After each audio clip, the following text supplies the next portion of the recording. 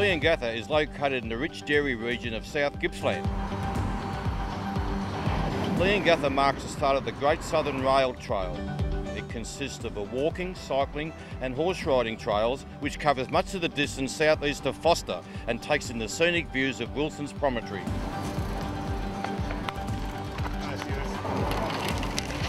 Stage 2 starts here at the famous Leongatha Velodrome, 115.1 kilometres the distance. Along the way we've got 2 sprints and 3 hill climbs today. We go straight up a climb to Mardan, and there's not going to be 170 bike riders up at top of Mardan, so it's just going to be singled out real early and the race is going to be on from the get-go. Today's stage is points all to Tim Rowe. He's by far the best climber in the race and probably the series this year. Scott Law won the sprint yesterday, but today it's really a day for the climbers. Tim Rowe, of course, riding for Budget Forklifts, a very good climber, and Joe Cooper, who's already won 2 National Road Series events this year, also a very good climber riding for Avanti. The difference between Avanti and Budget this year's to last year is that they run different plan, and that's what makes it exciting. You know, if they both run exactly the same plan, it wouldn't make a good race. It's going to be super helpful. These roads I've just grown up on, ridden on for the last 10 years. Pretty much know every crest of every climb, and that's going to be super helpful. But of course, 167 riders in the tour, and anything can happen on this testing course.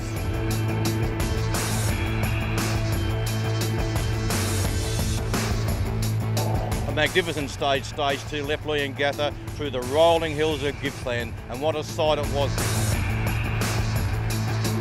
It was one of the hardest stages of the tour, so we just wanted to really hit it, hopefully get a few splits, if not pick up a few KOM points, sprint points, and yeah, we just really wanted to get the name out there and really be aggressive. The first problem happened at the 12k mark where Tim Rowe, one of the favourites for this stage, had a puncher and had to work very hard to get back on. Going into the climb, everyone was on because we knew what had happened last year, so I didn't even know Tim had a mechanical. I was just in survival mode, but Tim's a fast rider and he would have just rode back, and he didn't. As soon as I saw him go, I knew I had to get onto his wheel because he's got that long, hard kick on him, so I tried to get on his wheel, and then it wasn't until the last 100 metres or so where I just came around him and pipped him on the line to get those couple extra points.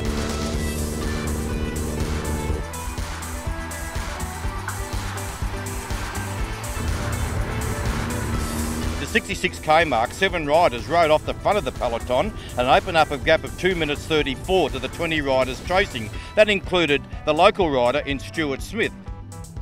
He said from the start he really wanted to go for a win, and that was a good stage for him. Unfortunately, he couldn't quite come off, but he gave it a red hot crack.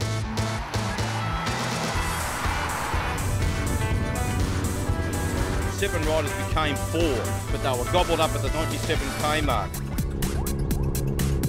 Yeah, it was pretty hectic. It's just people, you know, right across the road. When you're on the back, it's hard to get through, and you know, you're doing 60k an hour or so going down there. It was pretty hectic.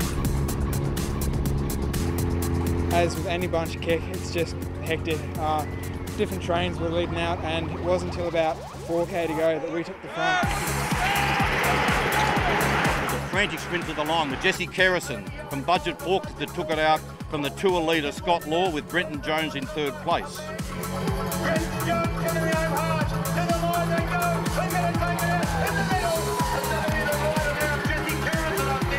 I think Brenton was on my left, he was coming on pretty strong, and Scott was on my right, so I just held on. It was a slight uphill finish, so I didn't take that into account.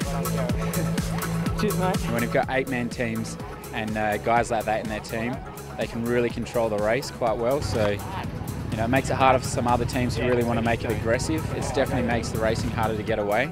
But at the end, we're still going to give it a crack and do the best we can to do it. Cameron Varley, the new leader in the Subaru King of the Mountain jersey. The Lakes Oil Green Sprinters jersey is now worn by Jesse Kerrison. The Oliver Real Foods Under 23 jersey.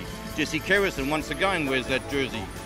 The most aggressive today was the rider from Phoenix Cycling Collective in Craig Evers.